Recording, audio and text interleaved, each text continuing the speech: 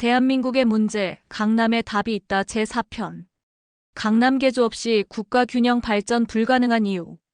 이재명 대통령이 국가 균형 발전을 공약으로 해양수산부를 부산으로 이전하는 것도 좋지만 부산의 돈과 사람을 다 빨아들이는 블랙홀 같은 서울 강남을 그대로 두고는 부산 발전이 안 됩니다 하고 부산의 부동산 중개사는 이렇게 하소연합니다.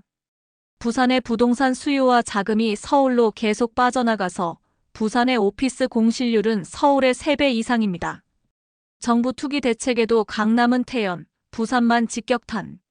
지난 6.27 대출 규제로 이미 불황인 부산 부동산 시장이 애꿎게 더 피해를 보고 있다고 합니다.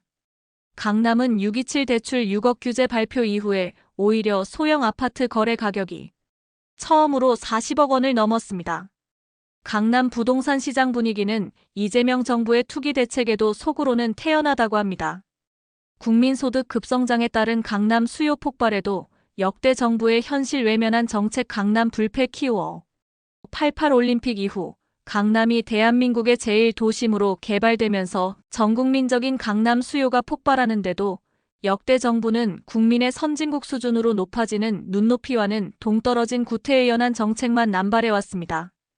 강남과는 비교도 안 되는 배드타운 신도시의 아파트 물량 공급과 금융 규제, 토지거래허가 대책은 번번이 빗나갈 수밖에 없었습니다.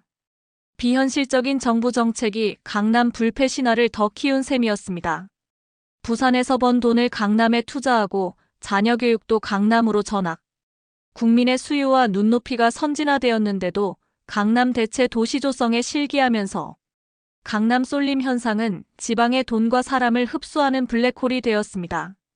한국의 제2도시인 부산의 의사, 변호사, 대학 교수, 고소득 전문직과 지역정치인까지 부산에서 올리는 소득을 서울 강남에 투자하고 자녀 교육을 강남에서 시키는 풍조가 보편화되고 있습니다.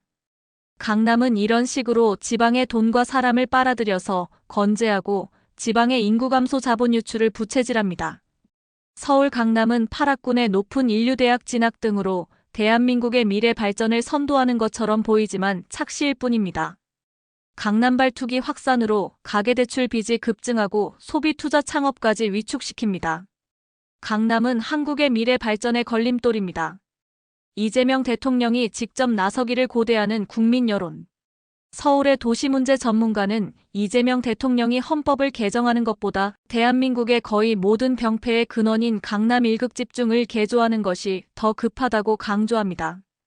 가장 효과가 큰 교육 기능과 주거 기능부터 종로 중구 강북으로 분산, 강남에 집중하는 수요를 분산해야 한다고 제안합니다.